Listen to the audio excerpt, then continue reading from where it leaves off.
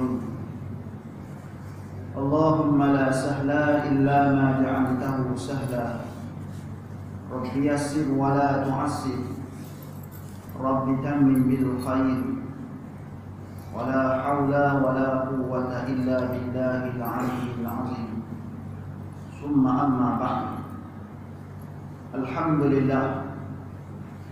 Alhamdulillah, marilah sama-sama kita merafakkan setinggi-tinggi kesyukuran kita kepada Allah Subhanahu wa taala. Kerana dengan taufik serta hidayah Allah Subhanahu wa taala, kita masih lagi diberi peluang oleh Allah Subhanahu wa taala dengan dipanjangkan umur, diberi kesihatan dan kelapangan masa, sehingga pada malam yang berbahagia ini kita antara yang dipilih oleh Allah Subhanahu wa taala untuk sama-sama mengimaratkan masjid kita. Dipilih oleh Allah Subhanahu wa taala untuk sama-sama mendirikan solat fardhu maghrib dengan cara berjamaah,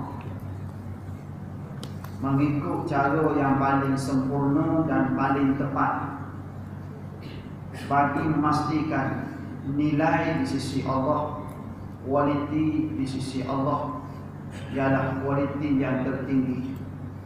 Dan pada masa yang sama, pada malam ini kita berpeluang meneruskan pengajian kita dalam sesi kuliah maghrib, perbincangan kitab Fiqhul Manhaj jilid yang keempat, berkaitan dengan undang-undang keluarga Islam. Jadi sambungannya di muka surat 728, hikmah perkahwinan disyariatkan. Setiap yang berlaku dalam kehidupan kita, di sana ada hikmah yang kadang-kadang kita tahu apa itu hikmah di sebalik kejadian Allah Subhanahu wa taala, dan kadang-kadang kita sendiri pun tak tahu apa bentuk hikmah perintah dan larangan Allah Subhanahu wa taala dalam kehidupan kita. Pun begitu, kalau kita tidak mengetahui cukup dengan cara kita mengikut Nabi sallallahu alaihi wasallam. Kerana apa? Kerana apa yang Nabi buat sudah terbukti kejayaannya. Sekalipun kita tak tahu apa bentuk hikmah di sebalik perbuatan kita, cuma kita bersandarkan pada apa yang dilakukan oleh Nabi, bersandarkan pada apa yang diamalkan oleh Nabi sebagai bentuk sunnah. Sunnah ni sama ada dalam bentuk perkataan, sama ada dalam bentuk perbuatan, sama ada dalam bentuk sifat Rasulullah, dan akhir sekali melibatkan takrirnya Rasulullah. Diam Rasulullah bila mana para sahabat buat satu-satu perkara, Nabi tak kata apa, Nabi tengok, Nabi diam. Jadi sumber tu, jadi sumber juga dalam Islam. Boleh pada masa dan saat yang tertentu. Sama juga dalam masalah perkahwinan. Di sana ada hikmah di sebalik perkahwinan yang didirikan, di sebalik perkahwinan yang dibina pada hari ini. Di sana ada hikmah. Sebab itulah ia menjadi satu tuntutan dalam kehidupan itu. Cuma tuntutan tu hukum asalnya harus, kerana kaedah asal dalam setiap apa saja, al-aslu fi syai' al-ibah. Asal pada setiap satu perkara hukumnya harus asal. Lepas tu mari perkara-perkara lain pula, barulah datang di sana hukumnya wajib, hukumnya sunat, hukumnya haram dan seumpamanya. Asal setiap satu perkara harus, itu asal. Tadi kita tengok hikmah. Qala al-musannifu rahimahullahu subhanahu wa ta'ala wa nafa'ana bi ulumihi fi daraini amin. Hikmah perkahwinan disyariatkan. Siapa syariat? Tuan-tuan sebut. Kalau tuan-tuan dengar syariat atau hukum syarak dengan sendiri, tuan-tuan kena faham. Kita semua kena faham. Perintah tersebut, arahan tersebut ialah arahan datangnya daripada Allah Subhanahu wa taala, bukan daripada mana-mana kuasa besar dunia. Kuasa tertinggi apabila sebut syarak, maka itulah Allah Subhanahu wa taala. Perlembagaannya mana? Perlembagaannya Al-Quran. Itu perlembagaan untuk kita semua menyelamatkan diri daripada tersesat jalan dalam menguruskan kehidupan kita dunia, dengan kita berpegang dengan dasar dan perlembagaan sebenar, iaitu Al-Quran dan yang kedua As-Sunnah. Perkahwinan mempunyai banyak faedah dan hikmah. Antara banyak faedah, banyak hikmah, tapi disebut sini taklah banyak, tapi cukup bagi memahami hakikat sebenar dalam erti perkahwinan. Yang pertama, menyahut seruan fitrah manusia yang telah difitrahkan oleh Allah Subhanahu wa taala. Dah jadi fitrah manusia, hidup ni berpasang-pasang. Baktulah Allah Subhanahu wa taala menyatakan pada kita dalam surah Ar-Rum ayat 21. Wa min ayatihi an khalaqalakum min anfusikum azwaja litaskunu ilaiha wa ja'ala bainakum mawaddatan wa rahmah. Inna fi dzalika laayatin liqaumin yatafakkarun. Ini disebut oleh Allah Subhanahu wa taala sendiri. Betapa kebahagiaan yang sebenar bagi manusia diceritakan dalam ayat ini. Dan di antara tanda-tanda yang membuktikan kekuasaan dan rahmatnya rahmat Allah, tanda-tanda kehebatan, tanda-tanda keagungan, tanda-tanda rahmat dan kesian belah Allah Subhanahu wa taala, bahawa Dia iaitu Allah menciptakan untuk kamu, wahai kaum lelaki, isteri-isteri dari jenis kamu sendiri. Maknanya lahirnya perempuan ni tuan-tuan, berasalnya daripada orang lelaki juga tuan-tuan. Allah Ta'ala jadikan Hawa daripada Adam, daripada tulang rusuk asalnya. Sebab tu disebut dalam ayat ni, dan di antara tanda-tanda yang membuktikan kekuasaan dan rahmatnya rahmat Allah, bahawa Dia menciptakan untuk kamu, wahai kaum lelaki, isteri-isteri dari jenis kamu sendiri, supaya kamu bersenang hati dan hidup mesra dengan. Tujuannya supaya kita ni hidup mesra, senang hati apabila ada orang sebelah kita. Apabila ada isteri, tenang jiwa kita, sebagai sayap kiri kita. Ni kalau kita balik rumah, balik penat-penat, tak ada siapa tuan-tuan. Tengok dinding, seronok tak? Tak seronok. Tengok dinding, kanan dinding, kiri dinding, depan dinding, seronok tak seronok tuan-tuan? Sebab tu, tapi kalau kita balik penat, keluar pagi, jalan jam, hujan lagi, balik-balik, tengok-tengok muka isteri. Dia sambut kita dengan muka yang penuh dengan kasih sayang ketika itu, dengan senyuman mesra. Hilang dah penat tu, hilang penat tuan-tuan. Tu tujuan ni. Tu antara sentuh tu, banyak lagi hal lain. Kita tengok Allahu Akbar, seronok jadi tengok isteri. Sebab tu tuan-tuan, saya pernah hantar isteri balik kampung, berpantang di kampung, duduk rumah sempit pula. Balik-balik tuan-tuan, balik kuliah rumah sempit, tengok dinding tuan-tuan.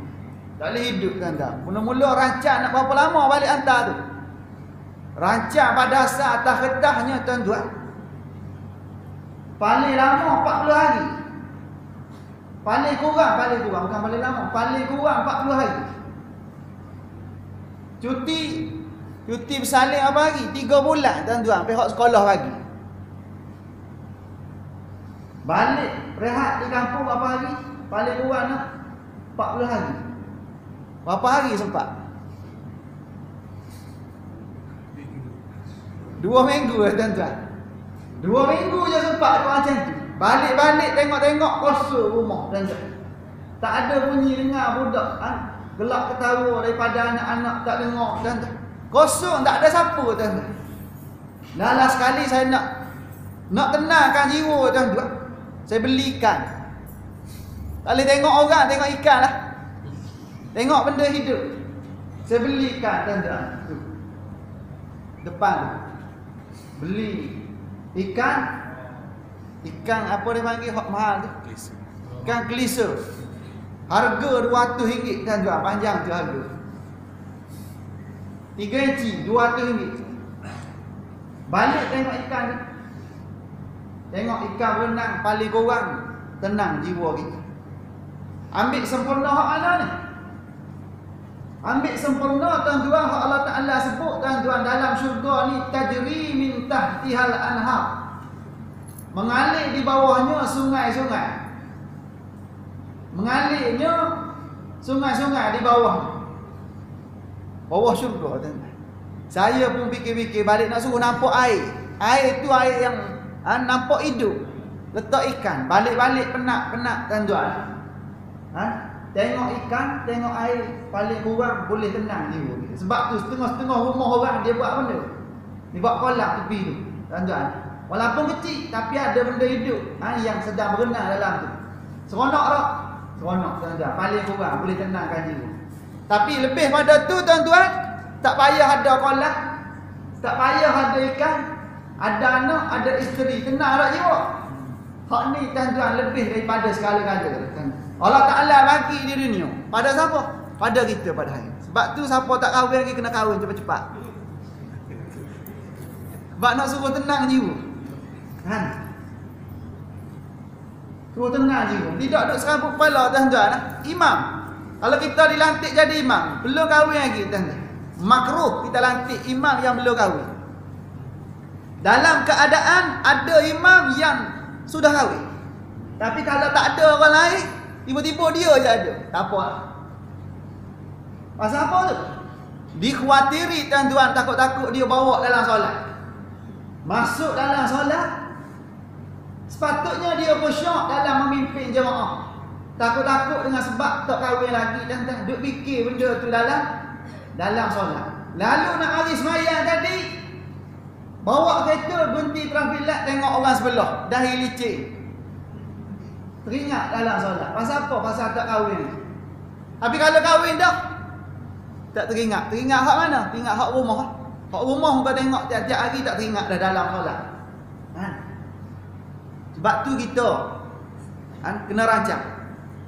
Rancang bagi memastikan kita hidup ni dengan kehidupan yang bahagia. Antara jalan kebahagiaan bagi kita pada hari ini, Allah Ta'ala bagi ruang dengan cara kita bernikah kahwin. Kalau tak tenang juga dengan kahwin satu, kahwin dua. Tak tenang juga ada kemampuan, tambah lagi satu, 3 jadi. Tak tenang juga 3 tambah lagi satu. Tu sempadan hak paling akhir sekali. Tapi kalau lah tuan-tuan rasa tak mampu tuan-tuan nak buat semenikian rupa, fa in khiftum alla ta'dilu fawahidah. Cukuplah dengan satu tuan-tuan. Jangan cari penyakit. Cukuplah dengan satu. Binalah dengan kehidupan yang satu tadi, dan di sana ada kebahagiaan disebut oleh Allah Ta'ala. Sesungguhnya yang demikian itu mengandungi keterangan-keterangan yang menimbulkan kesedaran bagi orang-orang yang berfikir. Maknanya apa hak Allah Ta'ala suruh buat ni tuan-tuan? Rupanya satu tanda kekuasaan Allah, Satu tanda daripada tanda-tanda keagungan Allah. Bagi siapa tu? Bagi orang yang ada akal fikiran dan dia guna akal fikiran tu untuk nak memikirkan apa yang berlaku ni menandakan kehebatan Allah, keagungan Allah. Dengan cara mana? Bila kita berkahwin, kita jadi seronok dengan perkahwinan tadi. Tengok muka isteri seronok. Seronok dah. Ada suami, ada isteri. Seronok tak? Seronok. Lebih daripada tu lagi, bila berlalu masa tuan-tuan, tiba-tiba Allah Ta'ala kurniakan kita cahaya mata. Seronok air. Lebih daripada kehidupan suami isteri, bila lahirnya anak, lagi seronok tuan-tuan. Bukan kita seronok semata-mata kita. Nabi antara orang yang paling seronok juga. Bila mana kita pernikah kahwin, lahirnya zuriat yang ramai, Nabi antara orang yang paling bergembira di akhirat nanti. Gembira tuan-tuan. Sebab tu tuan-tuan, atas cara nak menggembirakan Nabi tuan-tuan, maka beranaklah ramai-ramai sikit. Kena macam tu tuan-tuan. Kita hak faham agama ni kena beranak ramai sikit tuan-tuan. Bagi orang hak tak faham agama tuan-tuan, beranak ramai tak guna tuan-tuan. Takut-takut dia menyemak bumi ni. Tapi kita hak faham Islam, tiap-tiap malam mari dengar kuliah maghrib. Hari Minggu, Sabtu, Ahad mari dengar kuliah tu, kuliah subuh, kuliah duha lagi, kuliah Jumaat lagi. Sepatutnya kita hak faham Islam ni kena anak ramai sikit. Pasal apa? Pasal didikan tu ada dah. Ke arah tu dah. Kena macam tu kan. InsyaAllah kita ni tuan-tuan lah. Kena macam tu. Saya pun baru 4 hari. Baru 4 kira okey lah kira tu. 4 tu 1 mak. 1 mak. Alhamdulillah. Okey tengok. Yang pertama disebutkan di sini menyahut seruan fitrah manusia yang telah difitrahkan oleh Allah. Tu hikmah awal-awal tuan-tuan. Allah Ta'ala jadikan manusia ni hidup ada pasangan. Lepas tu tak jumpa lagi tu. Ada tapi kena usaha. Usaha sikit. Tapi janganlah cari ikut Facebook. Jangan cari ikut Facebook. Cari ikut Facebook tuan-tuan. Hak tu barang longguk dia panggil. Hak tu dia panggil. Kalau cari pasar raya tuan-tuan, jumpa-jumpa tepi-tepi jalan itu tu dia panggil barang terpakai dia panggil. Harga murah. Tahu tak? Hak harga mahal ni duk dalam cermin. Macam kereta tuan-tuan, dalam bungkusan elok tuan-tuan. Pasal dia ni tak ada siapa guna lagi. Tapi kalau kita jumpa tepi jalan tuan-tuan, dengan rambutnya terdedah, susuk tu badannya terdedah, bukan kita seorang tengok, ramai-ramai tengok tuan-tuan. Ni harga murah. Kita kena cari harga mahal. Hak lulu puspakum syar'i. Hak tak lulu tak payah tuan-tuan. Sebab tu tuan-tuan, orang yang baik tuan-tuan, lelaki yang baik untuk orang perempuan yang baik tuan-tuan. Perempuan yang jahat untuk orang lelaki yang jahat. Lelaki yang terlibat dengan zina, dia akan terlibat cari perempuan yang terlibat dengan zina juga. Dia memang ke arah tu, aturan dia dah macam ni. Sebab tu kita tuan-tuan, Islam dah bagi ruang pada kita tuan-tuan. Cari yang betul-betul. Kenapa? Kerana ni jalan kebahagiaan. Cari dengan kaedah yang betul. Jangan main takak muat. Sebab tu yang main takak muat tu yang berlaku perceraian tu banyak sangat dalam kehidupan kita hari ni tuan-tuan. Kalau tuan-tuan pergi ke pejabat agama, tuan-tuan tengok tuan-tuan. Hak bahagian nikah kahwin ni tuan-tuan ni cepat tua. Cepat tua tuan-tuan. Macam-macam kes tuan-tuan dalam sehari. Hak ni macam ni, hak ni macam ni tuan-tuan. Ada sahabat-sahabat saya duduk sana tuan. Dia kata umur baru 35 tuan-tuan dah keluar ubat dah. Pasal duk fikir masalah orang. Pasal duk fikir masalah keluarga orang, nak selesai masalah orang. Ada yang baru kahwin seminggu dah pergi jumpa dah. Tengok, ada tak? Pernah berlaku juga ni dalam taman rosah kita ni, ada berlaku tak? Tapi alamat tak boleh bagi tahu. Rahsia tuan-tuan. Pernah berlaku dalam taman rosah ni seminggu je. Seminggu je tuan-tuan. Seminggu. Lah. Pasal berapa? Tu rahsia lah. Nak cerita. Selidik tuan-tuan. Kuliah maghrib tak pernah ada. Patut pun tuan-tuan. Kefahaman tak cukup tuan-tuan. Pergi kerusuh dah. Pergi kerusuh tuan-tuan. Duit sampai orang tak ada. CJ dapat. Lala sekali. Jawapannya seminggu je tuan-tuan. Seminggu jadi kau kahwin tuan-tuan. Ni kita takut. Pasal apa? Kefahaman Islam tak ada. Lala sekali dia main takak muat. Sekadar nak melepaskan batuk di tangga. Lala sekali dah selesai ijab kabur, dia tengok-tengok pegang amanah yang begitu besar atas bahu dia. Tak sanggup tuan-tuan nak hadapi perkara tersebut. Lala sekali seminggu je boleh pedah. Menangis mak ayah tuan-tuan. Pernah berlaku. Wal iazubillah, minta jawab. Okey, seterusnya. Allah telah menciptakan manusia serta membekalkan mereka dengan keinginan seksual dan keinginan kepada wanita. Orang lelaki memang dia suka pada wanita. Wanita suka pada lelaki. Memang dah sinonim macam tu dah fitrah. Fitrah manusia macam tu dah. Haiwan macam mana? Haiwan pun sama juga tuan-tuan. Setiap Allah Ta'ala jadikan satu-satu perkara ni ada pasangan tak? Ada pasangan. Ada pasangan. Lebih-lebih lagi manusia. Tuan-tuan. Sebagai kejadian yang terbaik. Laqad khalaqnal insan fi ahsani taqwim. Demi sesungguhnya kami jadikan manusia itu dalam keadaan sebaik-baik bentuk kejadian. Terbaik yang kita tuan-tuan. Dalam banyak-banyak kejadian, ni dia. Kejadian yang terbaik tuan-tuan. Yang boleh naik level darjat tadi tuan-tuan. Kadang-kadang boleh satu level dengan para malaikat ataupun lebih. Dan kadang-kadang kalau tak kena dengan syariat Allah yang sebenar, kadang-kadang dia lebih teruk, lebih turun darjat tadi tuan-tuan. Lebih teruk daripada siapa tu?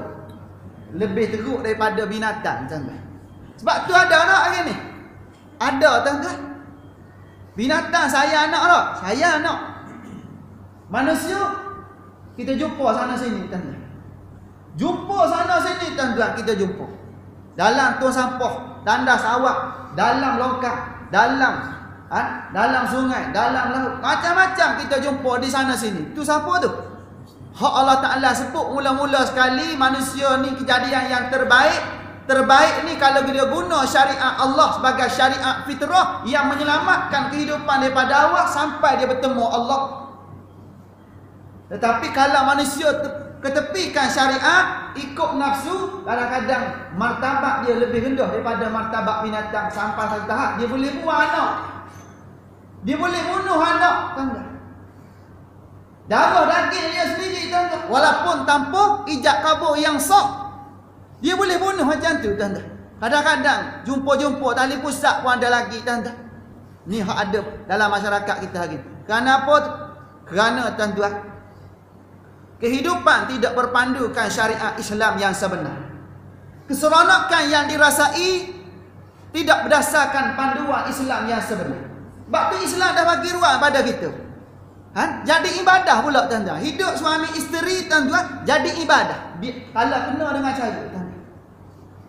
Niat tuan-tuan ikut sunnah. Kita kahwin dengan sebab Nabi suruh kahwin. Perintah Allah, ni syariat Allah tuan-tuan. Maka kita buat tu boleh pahala. Bersama dengan isteri tuan-tuan, seolah-olah bunuh berapa orang kafir? 80 kafir tuan-tuan. Tengok hebat tak? Hebat tu. Sebab tu kita tuan-tuan kena ke arah tu. Apabila kita faham hak ni, seronok hidup tuan-tuan. Pahala free.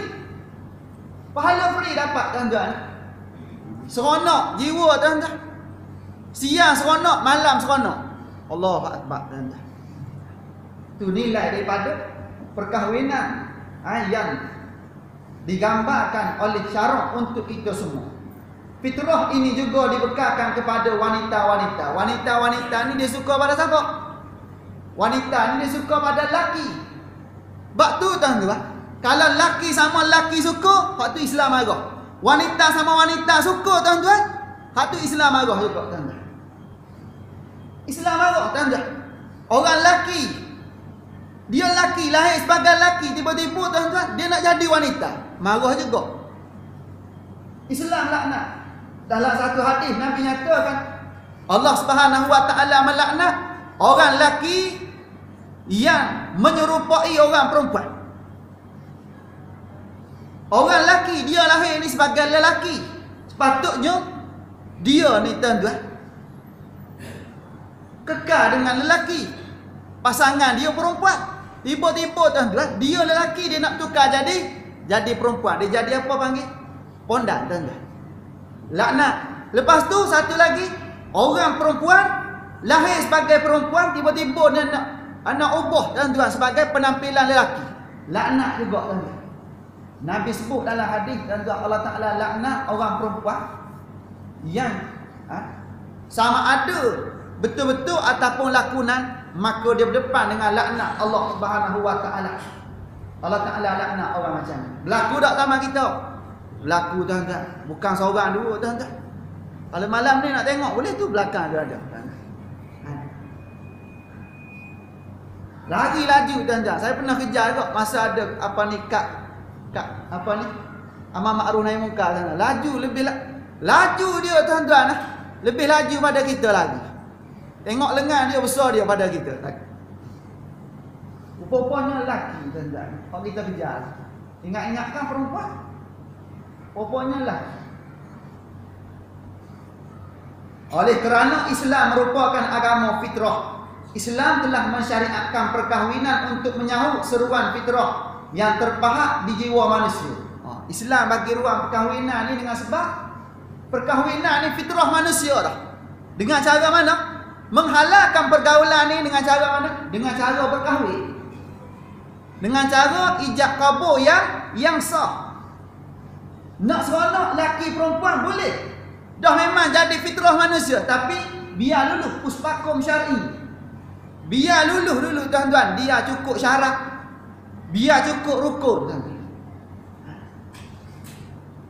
Hak surat menyurat dunia ni satu bab tuan-tuan, tapi hari ni susah tuan-tuan. Satu bab. Kalau kita ikut undang-undang dunia satu bab tuan-tuan. Susah. Hak Islam ajar senang kan? Nak kahwin ni senang tuan-tuan. Ada bakal suami, ada bakal isteri. Lepas tu ada wali. Berapa dah? 3. Lepas tu ada 2 orang saksi. Lepas tu ada ijab kabul tuan-tuan. Tak daftar tak apa tuan-tuan, tapi jangan buat macam tu. Saya ni bekas penolong daftar nikah, nanti pejabat mari cari saya. Dia kata ustaz mentang-mentang dia tak pegang jawatan ni dah, dia bagi ruang pada orang pula. Tak tuan-tuan. Tapi nak cerita tuan-tuan, benda tu boleh buat tuan-tuan. Boleh buat. Syarat siapa nak buat? Bagi ayah dia buat. Jangan cari orang lain. Wali dia boleh buat tuan-tuan. Nikah tak ada masalah tuan-tuan. Nikah senyap-senyap. Sah tak pada syarat? Sah. Kalau dah cukup rukun, sah. Ada masalah apa? Hak pendaftaran tu hukum apa tu? Hukum dunia tuan-tuan. Hukum dunia. Tapi jangan duk buat macam tu, sebab kita ni ada badan yang tertentu yang jaga bahagian ni tuan-tuan. Nak azan ke tak masuk pijak tu? Tak. Buat kejutan. Oleh kerana Islam merupakan agama fitrah, Islam telah mensyariatkan perkahwinan untuk menyahut seruan fitrah yang terpahat di jiwa manusia.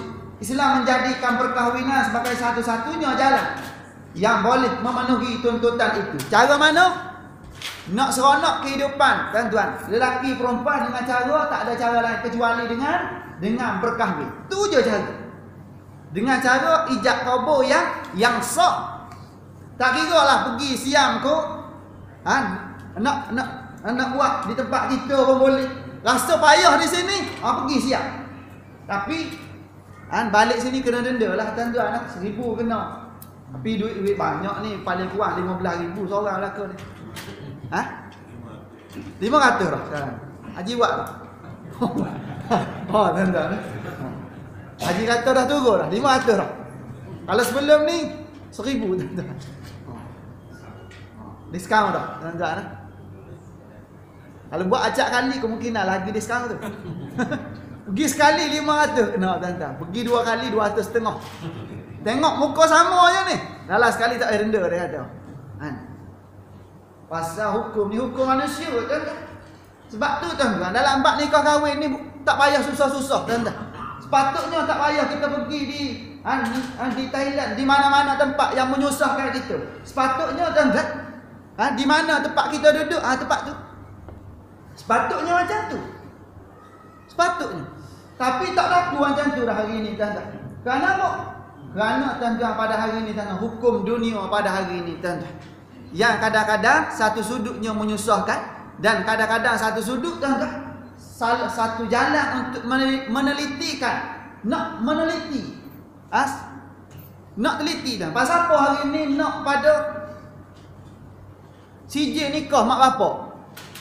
Pasal nak menentukan anak tu sah ataupun tidak taraf ni tuan-tuan. Kalau kira ada tak dalam rukun nikah? Tak ada pun benda tu tuan-tuan. Tapi kalaulah anak tu anak perempuan, tengok-tengok wali ketika tu tidak sah taraf, tiba-tiba dia angkat nikah, sah tak nikah? Nikah tadi tak sah pasal tidak sah taraf. Tak sah nikah. Sebab tu nampak susah sikit di jabatan agama, tapi satu sudutnya dia nak menyelamatkan kita. Nak menyelamatkan kita. Setelah dikaji, ada satu kes tuan-tuan berlaku dalam Selangor ni tuan-tuan. Terlepas pandang. Sampai lahir 6 orang anak, baru dapat kena pasti tuan-tuan, anak tersebut tidak sah taraf, dinikahkan oleh wali yang tidak sah taraf tuan-tuan. Berapa orang dah lahir ni? 6 orang anak baru kena pasti tuan-tuan. Lala sekali pihak Jabatan Agama farak balik nikah tadi tuan-tuan. Nikah semula tuan-tuan dengan cara wali yang sah, guna wali hakim tuan-tuan. Cari wali tak jumpa dah. Lala sekali nak ambil jalan paling cepat tuan-tuan, paling selamat tuan-tuan. Sebab benda tu dah sampai 6 orang anak. 6 orang anak ni berapa lama agak-agak tuan-tuan. Kalau seorang setahun, paling kurang 6 tahun. Tengok 12 tahun. Baliknya 12 tahun lah. Balik. Lala sekali pihak Jabatan Agama ambil pendekatan tuan-tuan, nikah dengan farakkan nikah tu, pisahkan nikah tu, nikah semula tuan-tuan, dengan guna wali hakim. Selesai masalah tuan-tuan. Tengok, Islam tidak menyekat naluri ini. Islam tak pernah sekat tuan-tuan. Senang aja tuan-tuan. Jangan pula kita pergi nak kena isi itu, nak kena isi ini tuan-tuan. Jangan salahkan Islam. Jangan salahkan Islam tuan-tuan.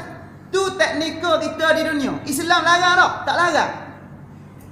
Islam tidak pernah menyekat naluri manusia tuan-tuan untuk berkahwin, tak pernah sekat tuan-tuan. Kalau dah cukup syarat, cukup rukun, silakan tuan-tuan. Teknikal pada hari ni kadang-kadang kita nampak susah sikit, tak apalah. Kadang-kadang sampai ke siang, tak apa. Ia tidak menghancurkan kehidupan manusia dengan mengharamkan perkahwinan. Islam tak pernah mengharamkan perkahwinan apabila cukup syarat dan kriteria yang sepatutnya. Tak pernah larang kan?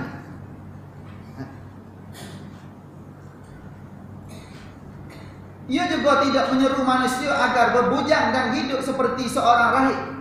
Islam tuan-tuan tak ajar kita tuan-tuan supaya hidup berbujang, berpanjangan tuan-tuan, tua dalam keadaan bujang. Islam tak ajar juga. Sebab tu kita usaha. Tapi sahabat-sahabat kita ni muda-muda belaka, dia tak kahwin tu.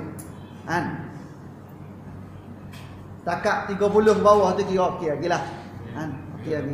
Tolong cari, tolong tuan-tuan lah.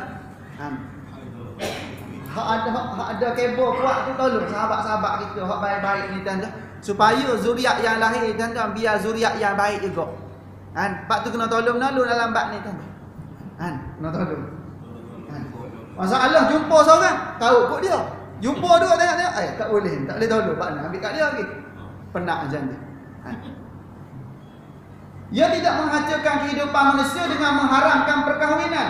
Ia juga tidak menyuruh manusia agar membujang dan hidup seperti seorang rahib. Jangan hidup berpanjangan dalam keadaan bujang. Pasal apa? Cukup dah keuangan, cukup zahir batin. Cukup tuan-tuan. Cukup syarat zahir, cukup syarat batin. Calonnya ada tiba-tiba saja-saja tak nak kahwin tuan-tuan. Dalam satu hadis Nabi kata, "An-nikahu sunnati, faman lam ya'mal bi sunnati falaysa minni." Nabi kata nikah tu sunnahku. Barang siapa yang tak nak beramal dengan sunnahku, maka bukan ia daripada kalangan, Sampai tahap tu tuan-tuan. Nabi tak mengaku umat tuan-tuan. Dengan maksud tuan-tuan, kalau saja-saja kita tak nak berkahwin dalam keadaan kita mampu, sampai teranaya tuan-tuan bakal isteri kita tu tuan-tuan, sampai terjerumus ke lembah kebinasaan, maka hukumnya haram perbuatan kita tadi tuan-tuan. Jatuh haram.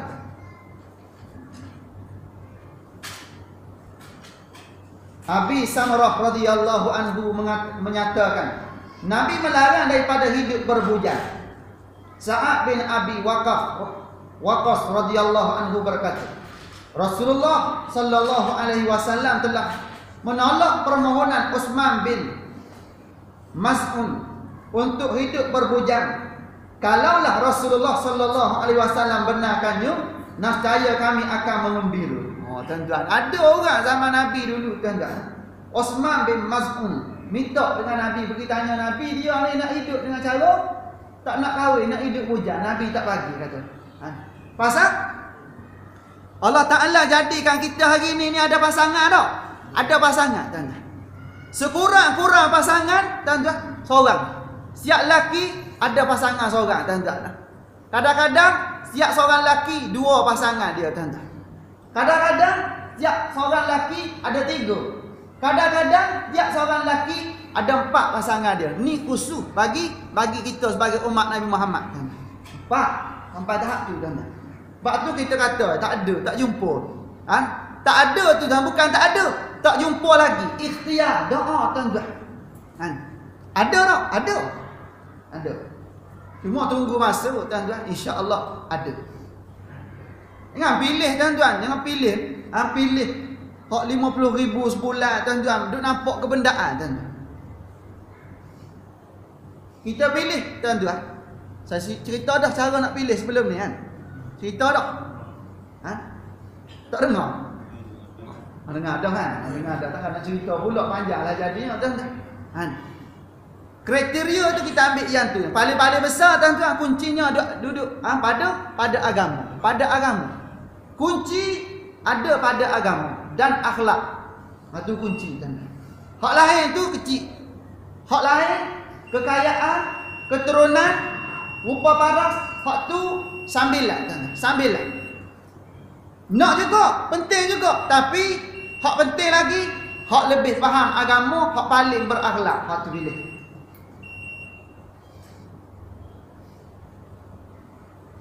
Islam tidak membiarkan naluri manusia tidak dipenuhi. Islam juga tidak memberikan manusia kebebasan sepenuhnya. Walaupun Islam ni bagi ruang pada kita, tuan-tuan. Hidup berpasang-pasangan, ada sempadan tau. Ada sempadan, tak boleh main takak muat, tuan-tuan. Hari ni dah main takak muat tau. Main takak muat, tuan-tuan. Sana sini merempit, tuan-tuan. Kalau tuan-tuan pergi atas bukit tu, tuan-tuan boleh jumpa tu. Tengok tu. Dulu malam-malam tertentu. Dulu.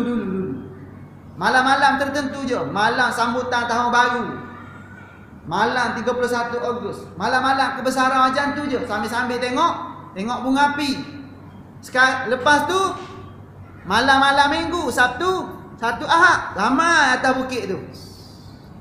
Lepas tu sekarang ni bukan malam Minggu, bukan Sabtu Ahad pun, tiap-tiap malam tuan-tuan pergi, siap macam pasar malam dah jadi tuan-tuan. Tuan tengok. Kalau tuan-tuan pergi parking van jenazah itu tuan-tuan. Pihak masjid pernah buat tuan-tuan, pergi parking van jenazah. Seorang lagi. Marah peniaga, dia kata apa main parking van jenazah sini, dia kata. Kita niaga pun orang tak nak mari. Pasal tengok van jenazah. Tuan-tuan. Takut rupanya, dia tahu dia buat silap tuan-tuan.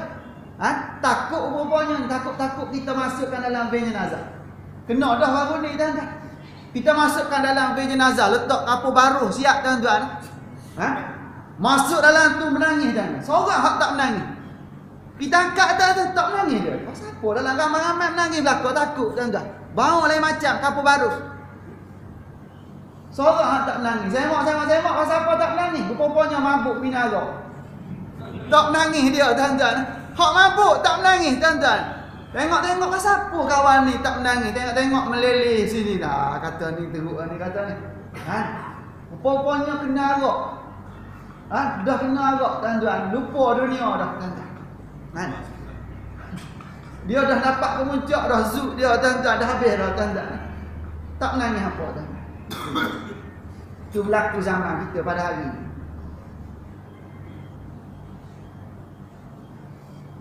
Islam juga tidak memberikan manusia kebebasan sepenuhnya untuk memenuhi keinginan seksual hingga boleh merosakkan diri orang lain, akhlak, meruntuhkan keluarga dan rumah tangga serta membuka pintu yang luas kepada golongan syaitan.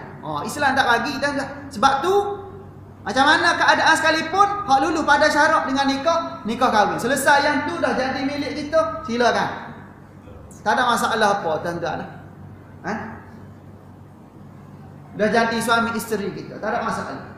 Sebelum jadi suami isteri, walaupun kita tahu tuan-tuan, suami lelaki ni suka pada perempuan, perempuan ni suka pada lelaki, tapi kalau tak kena cara, tak boleh tuan-tuan. Bukan kata tuan-tuan dengan cara yang luar biasa,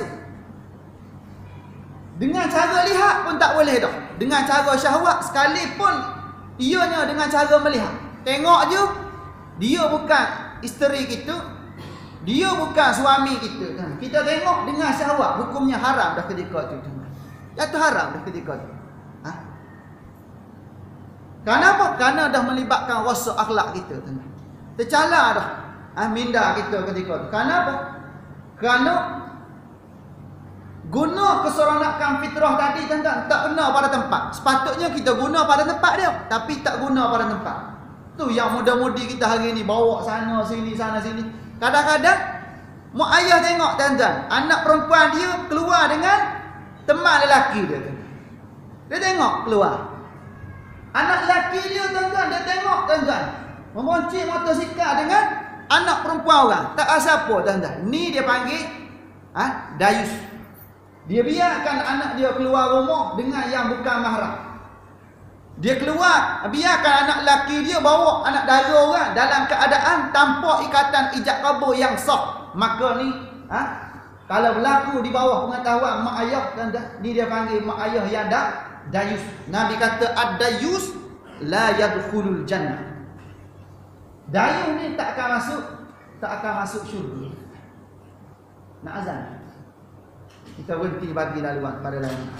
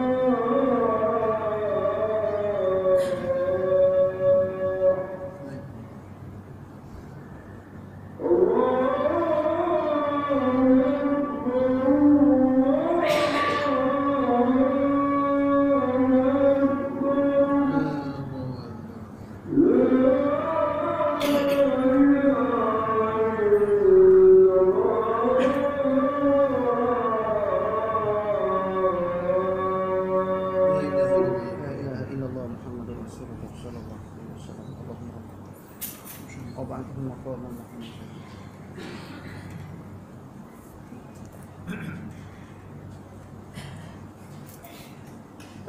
muslimin muslimat yang dirahmati Allah Subhanahu wa taala sekalian. Sebaliknya Islam berpendirian sederhana dengan memenuhi keinginan fitrah manusia serta mengaturnya supaya dapat berperanan dengan baik dalam melahirkan keturunan manusia serta memastikan kesinambungan kehidupan manusia. Itu Islam. Dengan cara sederhana Islam letak ketetapan. Nak kahwin ada rukun-rukun tertentu, bukanlah payah sangat. Ketetapan tu senang sangat dan tu Islam bagi. Hak menyusahkan siapa? Kadang-kadang kita ambil jalan nak senang tapi kadang-kadang jadi susah. Nak kita fikir senang dah. Nafsu kita fikir senang, kadang-kadang dia menyusahkan kita tuan-tuan di kemudian hari. Kita ambil jalan mudah, kadang-kadang tanpa ijab kabul yang sah, tengok-tengok dah berlaku tuan-tuan benda-benda luar jangka. Susah tak kemudian hari?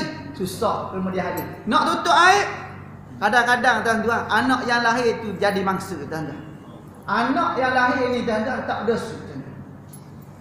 Nabi kata kullu mauludin yuladu alal fitrah. Setiap anak yang baru lahir mereka dalam keadaan fitrah. Maksud fitrah ni lahir dalam keadaan Islam tuan-tuan. Islam ni agama fitrah. Agama fitrah. Sekalipun dia lahir ketika tu tuan-tuan sebagai anak zina, anak yang tidak saudara. Fitrah tak? Fitrah, bersih anak tadi tuan-tuan. Tak payah caci dia tuan-tuan. Tapi dengan sebab selepas dia lahir dia kenal dunia ni tuan-tuan. Orang bercakap dia ni lahir tak ada bapak. Lala sekali tertekan tak budak ni? Tertekan hidup pening kepala tuan-tuan. Mak ayah tertekan tak? Tertekan tuan-tuan. Bila dah nasib jadi bubur. Sebab tu Islam tutup awal-awal lagi jalan ni jangan sampai terlibat dengan kita kerana apa? Kerana buruk padat kemudian hari tuan-tuan. Sebab tu jalan tengah pada hari ni dia ambil, jalan mudah hari ni dia ambil, apabila lahir dia buang gitu tuan-tuan. Kadang-kadang digugurkan tuan-tuan. Tahu tak? Mengandung dia gugurkan nak tutup aib. Hukumnya haram ketika tu tuan-tuan dengan sebab berzina satu bab. Hak boleh gugur ni tuan-tuan dia ada ruang tempoh dia tuan. Tu pun hukumnya makruh. Gugurkan kandungan kecuali dengan dinasihati oleh pihak doktor. Doktor kata tak boleh ni, kena gugur. Dengan sebab sakit. Dengan sebab sakit-sakit yang menipu ketika itu, maka pihak tertentu menasihati kita, dia kata kena gugur. Maka boleh Islam bagi keharusan. Kenapa? Kerana nak menyelamatkan keadaan. Kerana nak menyelamatkan nyawa ibu ketika tu tuan-tuan. Kena gugurkan. Gugur lebar mana tu? Harus digugurkan tuan-tuan. Atas jalan tertentu, atas asbab musabab tertentu yang dibolehkan. Itu pun tuan-tuan dalam ruangan masa belum sampai 120 hari. Tu boleh gugur. Tu pun tuan-tuan. Kalau saja-saja nak gugur tak boleh. Lebih daripada tu hukumnya haram tuan-tuan, seolah-olah kita bunuh bayi tu tuan-tuan. Hukumnya jatuh hukum membunuh ketika tu tuan-tuan. Haram hukumnya. Tapi berlaku hari ni benda biasa tuan-tuan. Tiap-tiap hari berlaku tuan-tuan. Bukan kata hak gugur macam tu tuan-tuan. Lahir dah siap bunuh lagi tuan-tuan. Lahir dah tuan-tuan. Dia letak dalam plastik warna hitam tu, letak dalam tong sampah. Jumpa-jumpa dah selesai. Kalau duduk rumah pangsa, rumah tinggi tuan-tuan, kalau benda tu berlaku tingkat atas, faham dia buang daripada tingkat atas, buang jatuh bawah. Tak tahu siapa punya tuan-tuan. Tuan. Tak tahu siapa punya. Kan banyak pintu atas tu tuan-tuan. Banyak pintu. Sebab tu tuan-tuan. Siapa-siapa duduk rumah pangsa, rumah teres tinggi tuan-tuan, bertingkat-tingkat tuan-tuan. Segala benda yang berlaku kita tak boleh nak talah siapa-siapa tuan-tuan. Pasal ramai sangat. Saya pernah ceramah di flat Taman Industri orang dah sebelah tempat Haji Zul.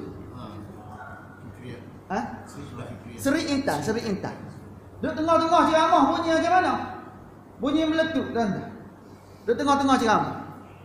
Bak biasanya ceramah ni tuan-tuan, dia buka mic sampai atas. Walaupun hok dengar tak ramai. Ramai tiang pada orang. Saya bagi. Haji Zul kata tak apa, kita dah buka mic atas. Dalam sekali pam meletup bunyi. Pergi tengok kereta Haji Zul.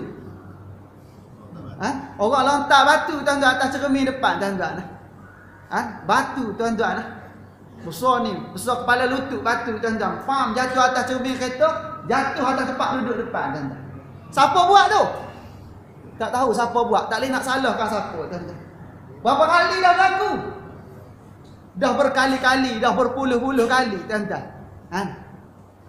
Sehingga orang takut nak parking di tempat parking kereta tuan-tuan. Tu berlaku di rumah pangsa macam tu, rumah tempat tinggi. Berlaku juga orang buang bayi daripada tingkat atas, tapi bukan situ, tempat lain. Daripada tingkat atas, pam dia buang jatuh bawah dan keluar biji mata. Mati. Siapa bersalah tu?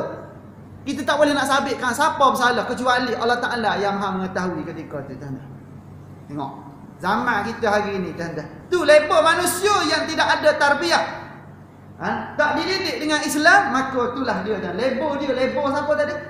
Label binatang macam tu tuan. Ha? Teruknya label manusia, ha? Sampai ke tahap dia turun kepada teruknya lebih teruk daripada binatang. Ha? Itu berlaku zaman ni. Maka dengan sebab tu tuan-tuan, dalam bab nikah kahwin ni tak payah susah-susah tuan-tuan.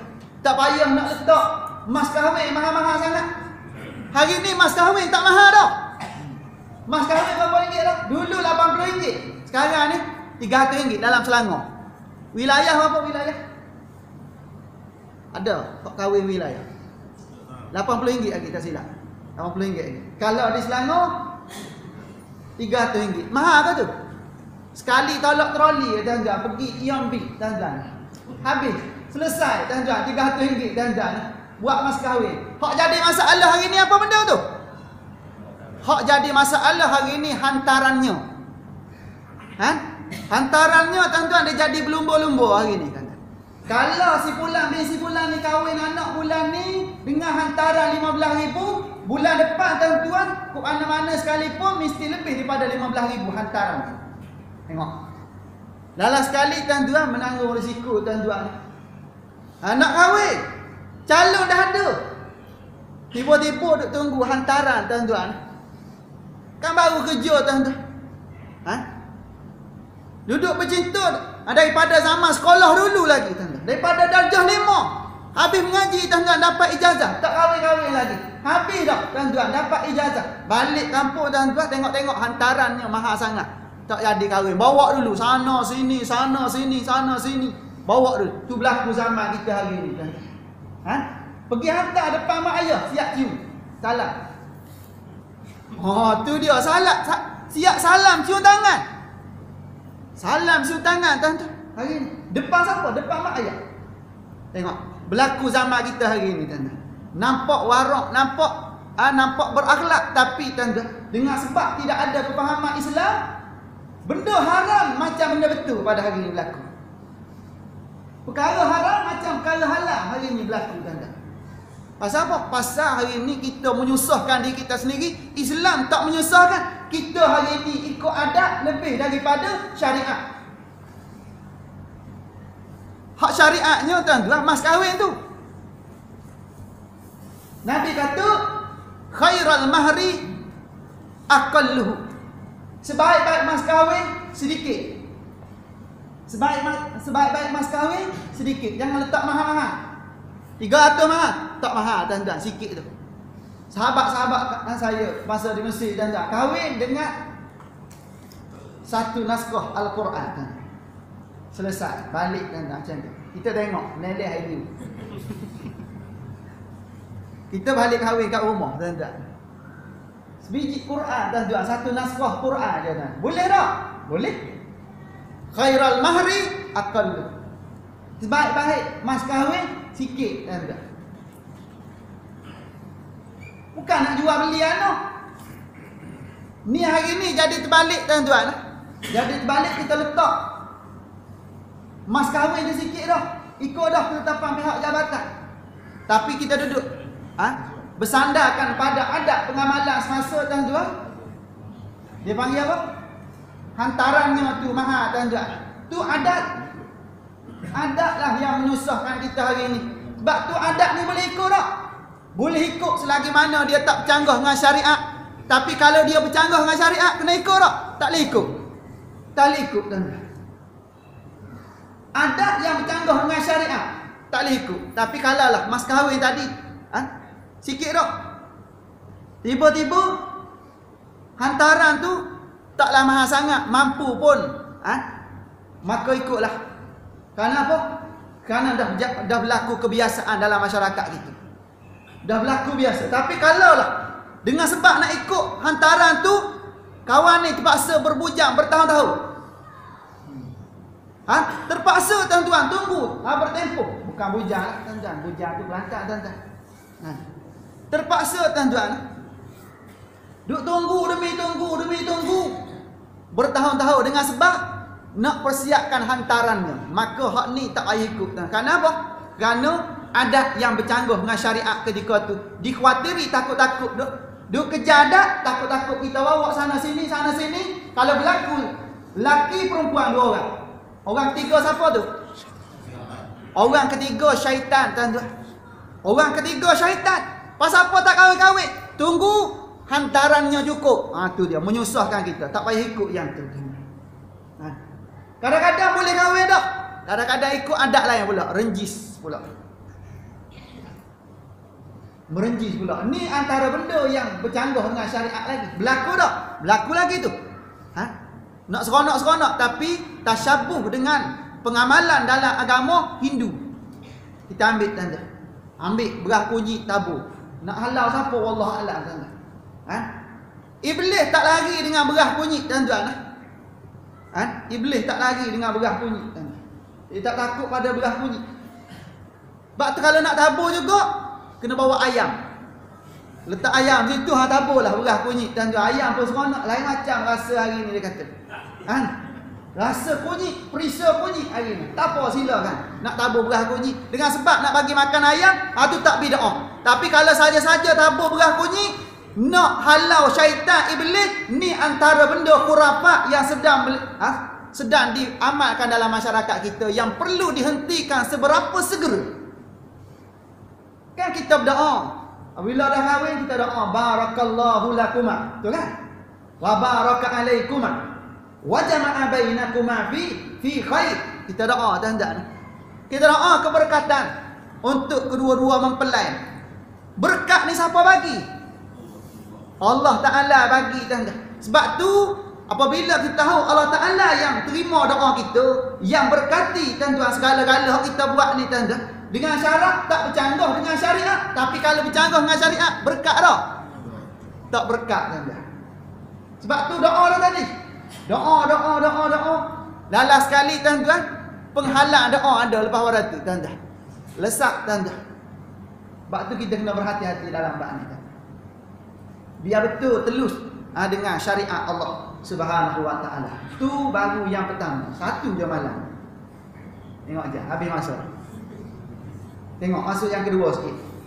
Hikmah perkahwinan disyariatkan yang kedua iaitu melahirkan keturunan yang soleh dan remaja yang berakhlak untuk masyarakat Islam. Tujuannya tuan-tuan melalui perkahwinan ni nak lahirkan masyarakat Islam yang soleh solehah.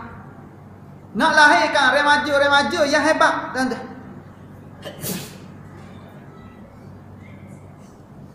Orang muda ni tuan-tuan, Nabi sebut tuan-tuan dalam ayat-ayat Allah Subhanahu wa taala pun banyak sebut tuan-tuan, innahum fityatun amanu bi rabbihim wazidnahum huda. Allah Taala sebut. Dalam hadis Nabi banyak Nabi sebut berkaitan dengan orang-orang muda tuan-tuan. Sebab tu tidak akan lahir orang muda tuan-tuan. Taklah akan lahir remaja kecuali dengan ada orang nikah kahwin. Sebab tu nak pastikan benda ni tuan-tuan. Kalau tuan-tuan nak tengok tompok pemerintahan akan datang 20 tahun akan datang. 30 tahun akan datang. Ni, hak baru lahir hari ni tuan-tuan. Hak baru lahir hari ni. Sebab tu hak lahir hari ni tuan-tuan, biar dia lahir daripada nikah kahwin yang diterima oleh Allah Ta'ala, yang sah pada hukum syarak dan dilebarkan dengan keberkatan daripada Allah Ta'ala. Ni hak kita nak. Sebab tu Nabi sebut dalam satu hadis yang panjang lebar, Nabi sebut orang muda ni tuan-tuan duduk ranking nombor 2 selepas daripada pemimpin yang adil. Nabi sebut dalam satu hadis, mukadimah hadisnya, Nabi kata sab'atun yuzilluhumullah fi zillihi yauma la zilla illa zillu. Nabi menyatakan pada kita ada 7 golongan yang akan duduk di bawah naungan arasy Allah Subhanahu wa taala. Yang mana pada hari tersebut tidak ada naungan lain kecuali arasy Allah Ta'ala semata-mata. Yang pertama, paling penting tuan-tuan, hak ni tak boleh nafi. Yang pertama, al-imamul adil, pemimpin yang adil. Hak tu penting, mula-mula sekali. Lepas tu Nabi sebut yang kedua, syabun nasya'a fi ibadatillah, pemuda yang membesar dalam keadaan tarbiyah Islamiyah, yang membesar dalam keadaan benar-benar memperhambakan diri pada Allah Subhanahu wa taala. Tengok. Kena macam tu tuan-tuan. Nombor 2 duduk tuan-tuan selepas pemimpin yang adil, dengan sebab Nabi ni tuan-tuan ada sifat fatanah. Yang ganti tempat pemimpin yang memerintah sekarang ni tuan, siapa dia?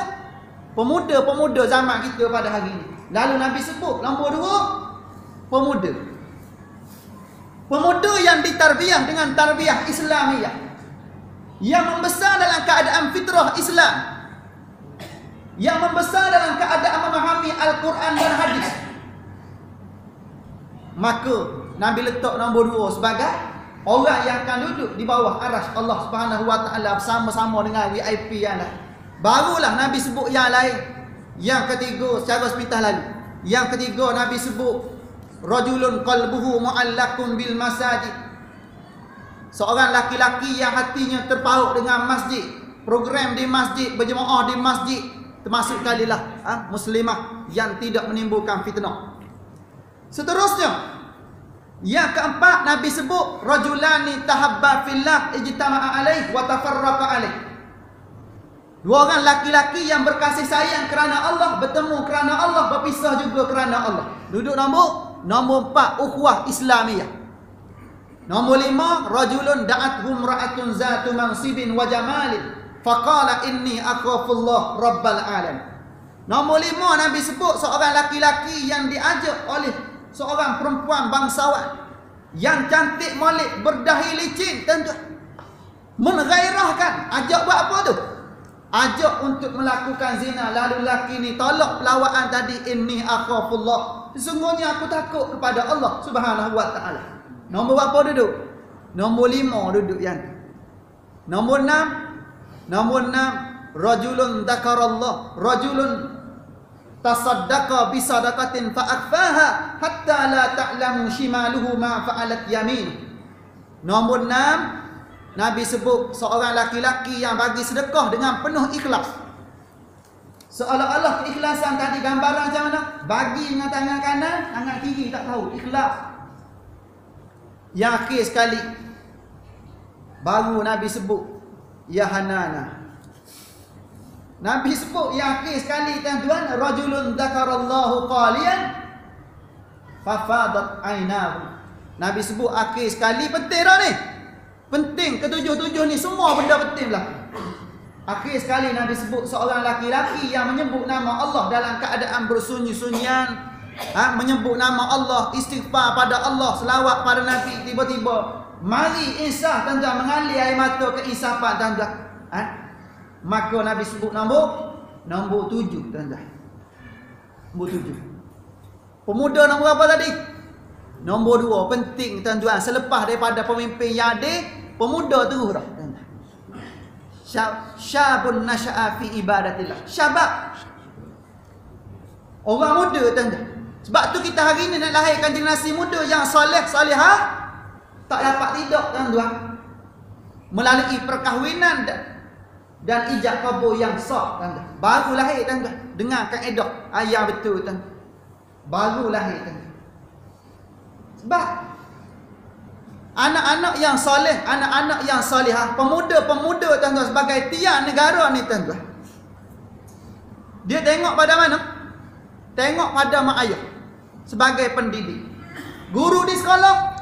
Baru-baru ni kita sambut hari guru tuan-tuan. Kita ucap terima kasih pada guru-guru kita. Dalam khutbah Jumaat pun khutbah hari guru. Tuan-tuan, ucapan terima kasih pada guru kita. Kerana peranan yang begitu besar. Jangan sampai satu tahap kita serah bulat-bulat tuan-tuan. Bab pendidikan ni serah pada guru. Tugas hak utama siapa dia? Mak ayah di rumah tuan-tuan. Hak Nabi sebut, hak hadis saya baca mula-mula tadi tuan-tuan. Nabi kata setiap anak yang dilahirkan lahirnya dalam keadaan fitrah, suci, bersih. Bersih awal-awal. Sekalipun dia ni anak tidak sah darah, anak zina. Lebih-lebih lagi kita yang sah darah melalui ijab kabul yang sah. Lalu kata Nabi, fa abawahu yuhawidanihi aw yunassiranihi aw yumajisani. Nabi bagi tahu, maka ibu bapanya lah yang akan mencorokkan anak-anak tadi, sama ada ke arah menjadikan anak tadi terikut-ikut dengan Yahudi, terikut-ikut dengan Nasara ataupun Majusi. Bergantung pada mak ayah tanda.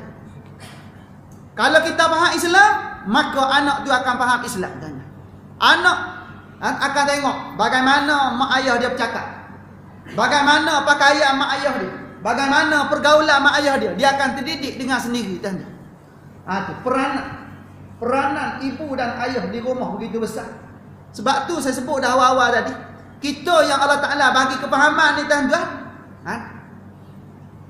pastikan jangan terlepas perkara ni tuan-tuan. Dengan kefahaman yang ada ni, nak pastikan anak-anak yang lahir sebagai penyumbang kepada agama Allah Subhanahu Wa Ta'ala. Waktu tuan-tuan. Tu hikmah. Yang kedua, melahirkan keturunan yang soleh dan remaja yang berakhlak untuk masyarakat Islam. Islam menggalakkan umatnya supaya mempunyai keturunan yang ramai. Ramai tuan-tuan, Islam nak. Islam juga menjadikan di antara matlamatnya ialah melahirkan masyarakat Islam yang digeruni dan disegani. Tu. Islam tuan-tuan, kalau boleh nak anak ramai tuan-tuan. Seorang ibu tu biar 12 orang. Tu. Sahabat saya tuan-tuan, seorang mak berapa anak tuan-tuan? 16 orang tuan-tuan. Sekali balik kampung tuan, dia orang Pasir Mas. Tapi alhamdulillah separuhnya jadi ustaz, jadi ustazah. Daripada 16 orang, separuh jadi ustaz, jadi ustazah. Orang Pasir Mas tuan-tuan. Belajar sekali dengan saya tuan-tuan, anak-anak dia tadi. Sekali balik kampung macam mana? Musim raya tuan-tuan, seekor kambing sekali makan tuan-tuan. Siap dengan anak cucu turun semua sekali tuan-tuan. Sembelih seekor kambing tuan-tuan, tak payah panggil orang luar dah. Selesai tuan-tuan. Kambing pertengahan lah tuan-tuan. Kalau kambing besar tak habis juga. Ramai sangat. Seronok tak? Seronok tuan-tuan. Datuk dia seronok, nenek dia seronok, balik tengok muka cucu seronok tuan-tuan. Seronok. Kita nak benda-benda macam tu tuan-tuan. Lalu sabda Nabi sallallahu alaihi wasallam, tazawwajul wadud al walud fa inni mukathirum bikumul umam. Kahwinilah perempuan yang pengasih dan mampu melahirkan ramai anak, kerana aku berbangga dengan umatku yang ramai pada hari kiamat nanti. Nabi suruh kita kahwin dengan seorang perempuan yang pengasih, penyayang. Lepas tu cari perempuan yang boleh melahirkan anak yang ramai tuan-tuan. Itu kalau boleh. Kalau tak ada macam tu, kahwin dah. Tak apalah. Tak lahir juga, kahwin satu lagi. Pasal nak anak ramai tuan-tuan. Kena macam tu. Pasal peluang tu ada tuan-tuan. Jangan kahwin-kahwin, kita pun tak tahu tuan-tuan. Dia ni tak boleh melahirkan anak dengan sebab faktor kesihatan ke. Seumpamanya tuan-tuan, bukan kita minta. Mula-mula peringkat awal tiba-tiba Allah Ta'ala nak uji kita tuan-tuan. Nak tahu kita beramal sunnah ataupun tidak. Tengok-tengok. Kena beramal dengan sunnah tuan-tuan. Kena beramal. Tapi saya tak lagi tuan-tuan, minta maaf. Bercakap sajalah baru malam ni. Sunnah ni banyak tak? Banyak. Banyak sunnah tuan-tuan. Kaedahnya tak mampu buat semua, jangan tinggal semua. Kalau dah mampu buat yang tu, hang buat. Tuan-tuan. Pasal apa yang ni yang mampu? Yang ni lah mampu. Hak lain tak mampu, tak apa. Azam nak buat. Kena kaedah macam tu. Ma la yudraku kullu la yutraku kullu. Apa yang kamu tak mampu nak buat semua, jangan kamu tinggal. Jangan tinggal semua. Itu kaedah dalam Islam. Banyak perintah-perintah dalam Islam tuan-tuan. Hak wajib buatlah. Hak sunat nak buat hak ni. Nak buat yang ni tak mampu tuan-tuan. Ambil yang mampu-mampu. Antara yang mampu tengok kita mampu. Buat. Oleh itu Al-Quran menyeru manusia supaya berkahwin. Islam juga menyeru pihak penjaga iaitu wali supaya mengahwinkan anak lelaki dan perempuan mereka. Islam suruh kahwinkan anak lelaki dan anak perempuan tuan-tuan. Kahwin. Bila sampai masa sampai ketika kahwinkan cepat-cepat tuan-tuan. Jangan tangguh-tangguh tuan-tuan. Jangan tangguh-tangguh. Kalau ada tanda-tanda dah, budak ni macam nak kahwin macam kahwin cepat-cepat. Dia ada tanda-tanda tuan-tuan. Ada tanda-tanda. Dia pakai tu nampak lain macam sikit. Mesej kita baca ni nampak bunga-bunga lain sikit ni. Kahwin. Bagi kahwin cepat-cepat tuan-tuan. Mesej kawan-kawan kita pun semok tuan-tuan. Kalau nampak mesej tu pelik-pelik, cari calon cepat-cepat. Macam tu. Firman Allah Ta'ala yang bermaksud dan kahwinilah orang-orang bujang, iaitu lelaki dan perempuan di antara kamu, dan orang soleh daripada hamba-hamba kamu, lelaki dan perempuan. Jika mereka miskin, Allah Ta'ala akan memberikan kekayaan kepada mereka dari limpah kurnia-Nya, kerana Allah Ta'ala amat luas rahmat dan limpah kurnia-Nya, lagi amat mengetahui. Surah An-Nur ayat 32. Tengok, Allah Ta'ala dah bagi tahu hasil keberkatan perkahwinan tuan-tuan. Baik bagi orang lelaki, baik bagi orang perempuan, baik sebagai hamba. Hamba zaman kita ni tak adalah tuan-tuan. Allah Ta'ala berkat macam mana? Kalau kita miskin, dalam keadaan kita sudah berkahwin, jangan risau tuan-tuan. Hidup solo tuan-tuan, rezeki kita lain. Hidup berdua, Allah Ta'ala buka sumber rezeki lain pada kita. Ni berkat. Berkat ni benda tuan-tuan. Lama kita cerita pasal berkat tuan-tuan. Dalam bahasa Arab disebut tuan-tuan, ziyadatul khair, wa ziyadatus sa'adah, wa ziyadatus sakinah. Itu berkat dia panggil. Berkat ni tuan-tuan, apabila kita buat benda tu betul dengan syariat Allah, maka berkatnya tuan-tuan ziyadatul khair, bertambah kebaikan tuan-tuan. Itu berkat. Tambah kebaikan. Kita buat benda baik tuan-tuan, betul dengan syariat, Allah Ta'ala pandang kita dengan pandang kesian belah, maka kita tuan-tuan diberkati oleh Allah dengan ditambahkan keberkatan, bertambah kebaikan kita. Rezeki bertambah dengan sebab berkahwin. Masa dua orang tadi bertambah dah, tiba-tiba dapat anak, rezeki lain pula Tuhan tambah. Tu tanda berkat, dia panggil ziyadatul khair. Lepas tu ziyadatus sakinah, bertambah ketenangan kita. Tu tanda bahagia tu. Tapi kalau dah kahwin tak bahagia juga, tak tenang juga, tu benda tak betul. Ada benda, tengok balik, kena scan tu. Scan tengok ada masalah apa tuan-tuan. Seterusnya ziyadatus sa'adah, bertambah kebahagiaan. Tadi bertambah ketenangan, bertambah bahagia, lapang dada rasa tuan-tuan, dengan sebab hidup kita penuh dengan syariat. Kita kahwin bertepatan dengan syariat. Kita urus rumah tangga kita tuan-tuan betul dengan syariat. Hidup tenang tuan-tuan, jiwa bahagia tuan-tuan, makan selera, tidur lena tuan-tuan. Ketaatan pada Allah tidak terbantu tuan-tuan. Boleh bangun di awal pagi solat subuh berjemaah di masjid. Itu tanda berkat. Kalau hidup rumah tangga dah tapi subuh tuan-tuan pukul 8.30 tak berkat hidup dia panggil. 8.30 sembahyang subuh tuan-tuan, dah lah di rumah. 8.30 sembahyang subuh, ni tanda-tanda tidak berkat. Pasal apa tak berkat? Tak bertambah kebaikan, ziyadatul khair tak ada. Tapi kalau dia boleh bangun dengan sebab bahagianya rumah tangga, dia boleh bangun bukan sekadar diri dia, dia boleh kejutkan anak dia, boleh kejutkan isteri dia tuan-tuan. Bangun bersama tuan-tuan sebelum subuh lagi dia bangun tuan-tuan. Ni hebat ni. Ni tanda apa ni? Tanda bahagia dia panggil tuan-tuan. Tanda bahagia. Islam ajar macam tu pada kita.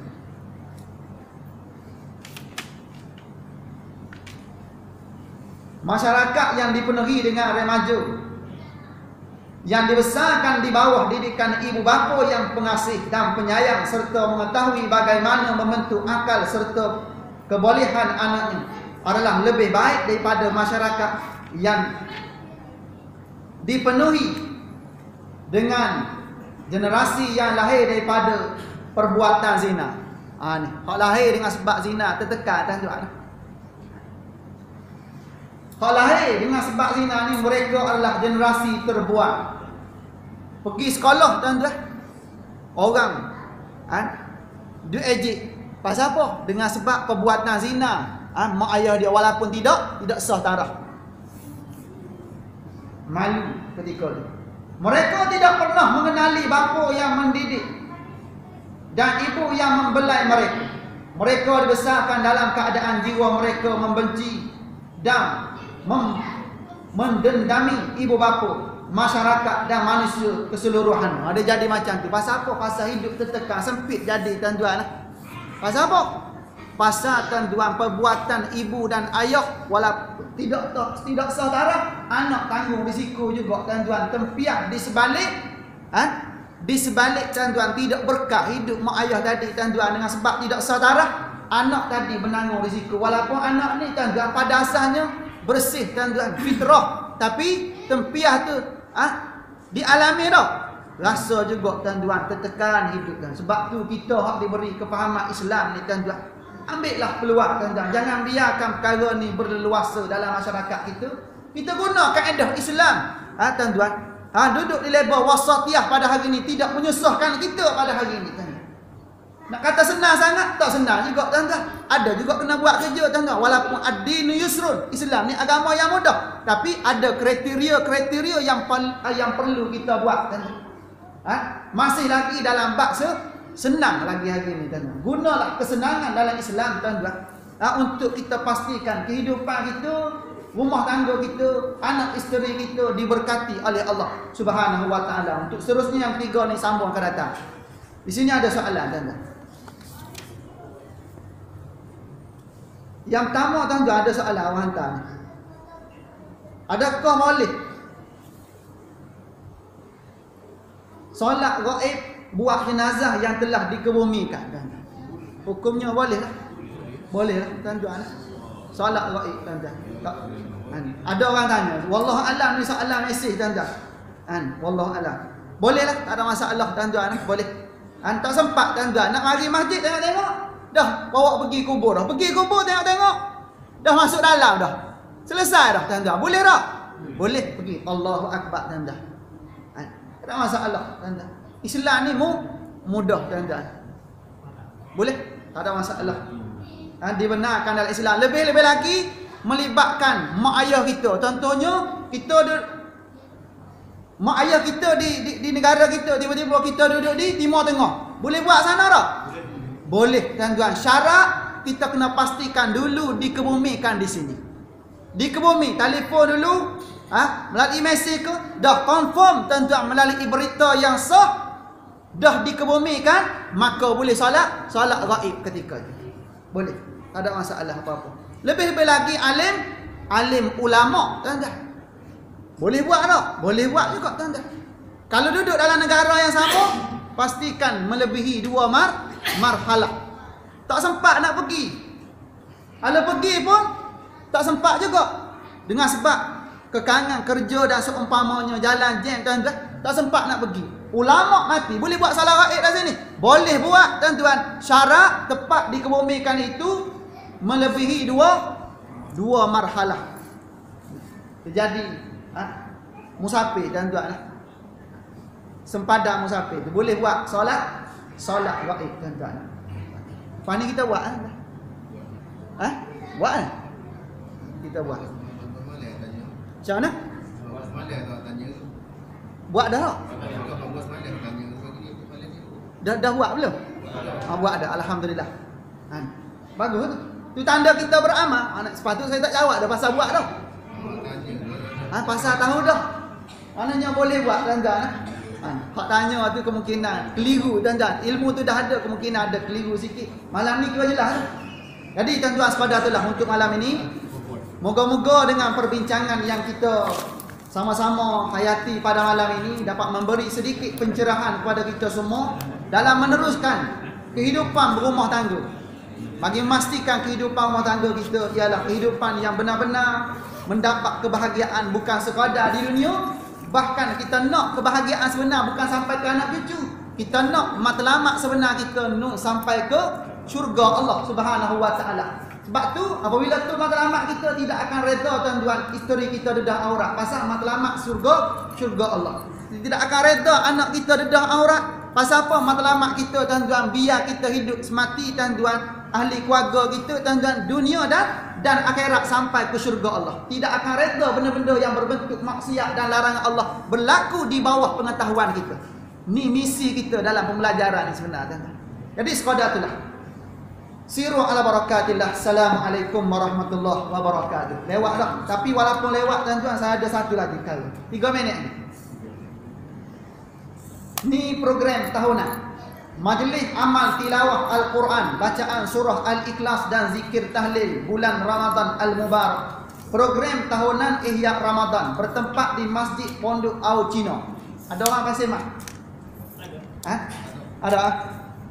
Ni di Pasir Mah, Pondok Au Cina di Pasir Mah. Misi sebenar kita tuan-tuan untuk menghidupkan kembali institusi pondok yang sekarang ni hidup segar mati tak mau tuan-tuan. Kecuali beberapa pondok yang ada hari ni tuan-tuan. Yang kita tengok sebelum ni tuan-tuan, kita buat di Pondok Seligi Pasir Putih. Alhamdulillah kita berjaya membina satu